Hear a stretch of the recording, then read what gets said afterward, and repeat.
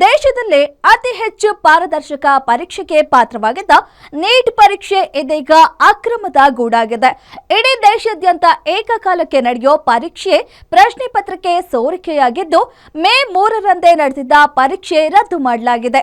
ಇದು ರಾಜಕೀಯ ಆರೋಪ ಪ್ರತ್ಯಾರೋಪಕ್ಕೆ ಕಾರಣವಾಗಿದ್ದು, ವಿದ್ಯಾರ್ಥಿ ಸಂಘಟನೆಗಳು ಬೀದಿಗಿಳಿದು ಹೋರಾಟ ನಡೆಸಿವೆ. ಈ ಕುರಿತ ಕಂಪ್ಲೀಟ್ ಡೀಟೇಲ್ಸ್ ಇಲ್ಲಿದೆ ನೋಡಿ. ದೇಶಾದ್ಯಂತ ನೀಟಾಗಿ ನೀಟ್ ಪತ್ರಿಕೆ ಸೋರಿಕೆ ಮಾಡಿದ ಕಿರಾತಕರು. ಪ್ರಶ್ನೆ ಪತ್ರಿಕೆ ಲೀಕ್ ಆಗ್ತಿದ್ದಂತೆ ಪರೀಕ್ಷೆಯನ್ನೇ ರದ್ದು ಮಾಡಿದ ಎನ್ಟಿಎ. ದೇಶಾದ್ಯಂತ ವಿದ್ಯಾರ್ಥಿಗಳ ಆಕ್ರೋಶ, ರಾಜಕೀಯ ಕೆಸರೆರಚಾಟ. ವೈದ್ಯಕೀಯ, ದಂತವೈದ್ಯಕೀಯ ಪರೀಕ್ಷೆಗಳಿಗೆ ಇಡೀ ದೇಶಾದ್ಯಂತ ನಡೆದಿದ್ದ ನೀಟ್ ಪರೀಕ್ಷೆಯ ಪ್ರಶ್ನೆ ಪತ್ರಿಕೆ ಸೋರಿಕೆಯಾಗಿದೆ. ಮೇ 3ರಂದು ಭೌತಶಾಸ್ತ್ರ, ರಸಾಯನಶಾಸ್ತ್ರ ಹಾಗೂ ಜೀವಶಾಸ್ತ್ರ ವಿಷಯಗಳಿಗೆ ನಡೆದಿದ್ದ ಪರೀಕ್ಷೆ ಪ್ರಶ್ನೆ ಪತ್ರಿಕೆಯನ್ನ ಹರಿಯಾಣ ಹಾಗೂ ರಾಜಸ್ಥಾನದಲ್ಲಿ ಮೊದಲು ಸೋರಿಕೆ ಮಾಡಲಾಗಿತ್ತು. ಮೇ 3ರಂದು ನಡೆದಿದ್ದ ನೀಟ್ ಯುಜಿ 2026 ಪರೀಕ್ಷೆಯಲ್ಲಿ ವ್ಯಾಪಕ ಅಕ್ರಮ ಮತ್ತು ಪ್ರಶ್ನೆ ಪತ್ರಿಕೆ ಸೋರಿಕೆ ಆರೋಪ ಕೇಳಿಬಂದ ಹಿನ್ನೆಲೆಯಲ್ಲಿ ಕೇಂದ್ರ ಶಿಕ್ಷಣ ಸಚಿವಾಲಯ ಪರೀಕ್ಷೆಯನ್ನೇ ಅಧಿಕೃತವಾಗಿ ರದ್ದುಗೊಳಿಸಿದೆ. ಈ ಬೆಳವಣಿಗೆ ದೇಶದ 22.79 ಲಕ್ಷ ವಿದ್ಯಾರ್ಥಿಗಳ ಭವಿಷ್ಯವನ್ನ ಅತಂತ್ರಗೊಳಿಸಿದ್ದು, ತೀವ್ರ ಪ್ರತಿಭಟನೆಗೆ ಕಾರಣವಾಗಿದೆ. ದೆಹಲಿ ಸೇರಿದಂತೆ ದೇಶಾದ್ಯಂತ ವಿದ್ಯಾರ್ಥಿ ಸಂಘಟನೆಗಳು ಬೀದಿಗಿಳಿದು ಕೇಂದ್ರದ ವಿರುದ್ಧ ಆಕ್ರೋಶ ಹೊರಹಾಕ್ತಿವೆ.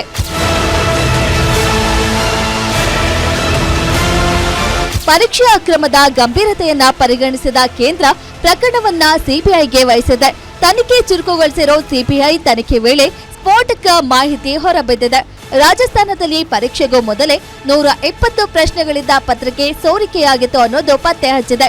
ಸದ್ಯ ತನಿಖೆ ಮುಂದುವರೆದಿದ್ದು, ಪರೀಕ್ಷೆ ರದ್ದತಿ ವಿಚಾರ ಈಗ ಆಡಳಿತ ಮತ್ತು ವಿರೋಧ ಪಕ್ಷಗಳ ನಡುವೆ ದೊಡ್ಡ ವಾಕ್ಸಮರಕ್ಕೆ ವೇದಿಕೆಯಾಗಿದೆ. ರೀಡು ಮಾಡಿಕೊಟ್ಟಂತ ವ್ಯಕ್ತಿನ ತಗೊಂಡು ಕೆಪಿಎಸ್ಸಿ ಚೇರ್ಮನ್ ಮಾಡಿ ಪಬ್ಲಿಕ್ ನಲ್ಲಿ ಯಾವ ಒಂದು ಪೋಸ್ಟ್ಗಳಿಗೆ ಹಣ ನಿಗದಿ ಮಾಡ್ಕೊಂಡು ಬೀದಿನಲ್ಲಿ ಚರ್ಚೆ ನಡೀತು. ಆ ವಾತಾವರಣ ತಂದಂಥವ್ರು ನೀವು. ನಿಮಗೆ ಇವತ್ತು ಎಕ್ಸಾಮ್ಗಳಲ್ಲಿ ಇವತ್ತೇನು ರಾಜಸ್ಥಾನದಲ್ಲಿ ನನಗೂ ಅರ್ಥವಾಗ್ತದೆ, ರಾಜಸ್ಥಾನದಲ್ಲಿ ನೀಟ್ ಎಕ್ಸಾಮ್ ಬರೀತಕ್ಕಂಥ ಸಂದರ್ಭದಲ್ಲಿ ಸುಮಾರು 150ಕ್ಕೂ ಹೆಚ್ಚಿನ ಒಂದು ಪ್ರಶ್ನೆಗಳಿಗೆ ಏನೊಂದು ಹೊರಗಡೆ ಲೀಕ್ ಆಗಿದೆ. ಅದು ಇವತ್ತು ಚರ್ಚೆಗೇನು ಪ್ರಾರಂಭ ಆಗಿದೆ. ಹೌದು, ಒಂದೊಂದು ಬಾರಿ ಯಾರೋ ಮಾಡೋ ತಪ್ಪಿಗೆ ಸಂಪೂರ್ಣವಾದ ತಪ್ಪನ್ನ ಸರ್ಕಾರದ ಮೇಲೆ ವಹಿಸ್ಲಿಕ್ಕೆ ಆಗೋದಿಲ್ಲ. ನಮ್ಮ ರಾಜ್ಯದಲ್ಲಿ ಹಲವಾರು ಬಾರಿ ಈ ರೀತಿಯ ಸಮಸ್ಯೆಗಳು ಉದ್ಭವ ಆಗಿರತಕ್ಕಂಥದ್ದು ಇವ್ರ ಸರ್ಕಾರದಲ್ಲೂ ನಡೆದಿರತಕ್ಕಂಥದ್ದು. ಅದರಿಂದ ಇವರಿಗೆ ಯಾವ ನೈತಿಕತೆ ಇದೆ ಚರ್ಚೆ ಮಾಡ್ಲಿಕ್ಕೆ ಅನ್ನೋದು ಕೇಳಲಿಕ್ಕೆ ಬಯಸ್ತಾರೆ. ನೀಟ್ ಪರೀಕ್ಷೆ ವಿಚಾರದಲ್ಲಿ ಪೇಪರ್ ಲೀಕ್ ಆಗಿದೆ ಅನ್ನುವಂಥದ್ದು ಕೆಲವು ಭಾಗದಲ್ಲಿ ಕೆಲವು ಪ್ರದೇಶದಲ್ಲಿ ಆಗಿರುವಂಥದ್ದ ಒಂದು ವರದಿಯ ಹಿನ್ನೆಲೆಯಲ್ಲಿ ಈಗಾಗಿರುವಂಥ ಪರೀಕ್ಷೆಯನ್ನು ಕ್ಯಾನ್ಸಲ್ ಮಾಡಿ, ವಜಾ ಮಾಡಿ ಮರು ಪರೀಕ್ಷೆಯನ್ನು ಮಾಡಲಿಕ್ಕೆ ಇವತ್ತೇನು NTA ನ್ಯಾಷನಲ್ ಟೆಸ್ಟಿಂಗ್ ಏಜೆನ್ಸಿಯವರು ನಿರ್ಧಾರವನ್ನು ತಗೊಂಡಿದ್ದಾರೆ. ಇದು ಒಳ್ಳೆ ನಿರ್ಧಾರ. ಯಾಕೆಂದರೆ ಮೆರಿಟ್ನಲ್ಲಿ ಎಲ್ಲೋ ಒಂದು ಕಡೆ ಕಾಂಪ್ರಮೈಸ್ ಆಗಬಾರ್ದು.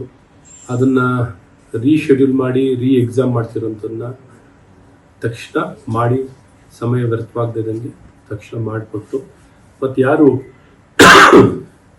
ಈ ಲೀಕನ್ನು ಮಾಡಲಿಕ್ಕೆ ಕಾರಣಕರ್ತಿದ್ದಾರೆ ಅವ್ರ ವಿರುದ್ಧವಾಗಿ CBI ತನಿಖೆಯನ್ನು ಆಜ್ಞೆ ಮಾಡಿದ್ದಾರೆ. ಆ ತನಿಖೆ ಆಗಿ ಅವರ ಸಂಬಂಧಪಟ್ಟ ವ್ಯಕ್ತಿಗಳನ್ನು ಬಂಧಿಸುವಂಥದ್ದು, ಕ್ರಮ ವಹಿಸುವಂಥದ್ದನ್ನು ಮಾಡಿ ಈ ಪಾರದರ್ಶಕತೆ NTA ಏಜೆನ್ಸಿ ಕಂಡಕ್ಟ್ ಮಾಡ್ತಿರುವಂಥ ನೀಟ್ ಎಕ್ಸಾಮಿನ ಪಾರದರ್ಶಕತೆ, ಅಕೌಂಟಬಿಲಿಟಿ ಮತ್ತು ಮೆರಿಟು ಯಾವತ್ತೂ ಏನು ಕಾಂಪ್ರಮೈಸ್ ಆಗದೇನೆ ವಿದ್ಯಾರ್ಥಿಗಳಿಗೆ ಅನಾನುಕೂಲತೆ ಆಗಿದೆ. ಯಾಕೆಂದರೆ ಮತ್ತೊಮ್ಮೆ ಪರೀಕ್ಷೆ ಬರೆಯುವಂಥದ್ದು, ತಡ ಆಗುವಂಥದ್ದು, ವಿಳಂಬ ಆಗುವಂಥದ್ದು, ಇವೆಲ್ಲ ಸಮಸ್ಯೆಗಳು ಉದ್ಭವ ಆಗ್ತಿದೆ.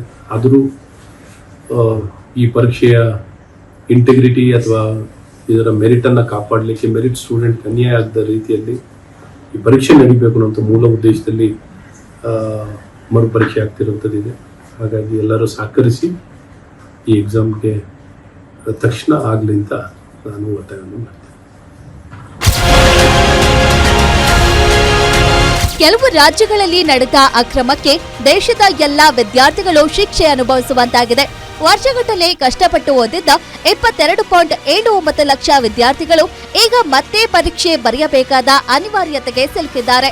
ಸದ್ಯದಲ್ಲೇ ಹೊಸ ದಿನಾಂಕ ಪ್ರಕಟಿಸುವುದಾಗಿ ರಾಷ್ಟ್ರೀಯ ಪರೀಕ್ಷಾ ಮಂಡಳಿ ಹೇಳಿದೆಯಾದರೂ ವ್ಯವಸ್ಥೆಯ ವೈಫಲ್ಯಕ್ಕೆ ಪ್ರಾಮಾಣಿಕ ವಿದ್ಯಾರ್ಥಿಗಳು ಯಾಕೆ ಬಲಿಯಾಗಬೇಕು ಅನ್ನೋ ಪ್ರಶ್ನೆ ಕೇಳಿ ಬರ್ತಿದೆ.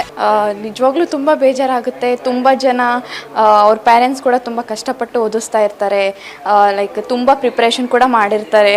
ಈ ಸಡನ್ನಾಗಿ ಈ ಥರ ಆದರೆ ಲಿಟ್ರಲಿ ಎಲ್ಲರಿಗೂ ಭಾಳ ಬೇಜಾರಾಗುತ್ತೆ. ಸೊ ಈ ಥರ ಎಲ್ಲ ಮಾಡೋದು ತಪ್ಪು ಅನಿಸುತ್ತೆ ನನಗೆ. ನನ್ನ ಪ್ರಕಾರ ತುಂಬ ಲಕ್ಷಾಂತರ ಜನ ಬರೀತಾರೆ, ಲಕ್ಷಾಂತರ ಜನ ಎಫರ್ಟ್ಸ್ ಎಲ್ಲ ಹಾಕಿರ್ತಾರೆ.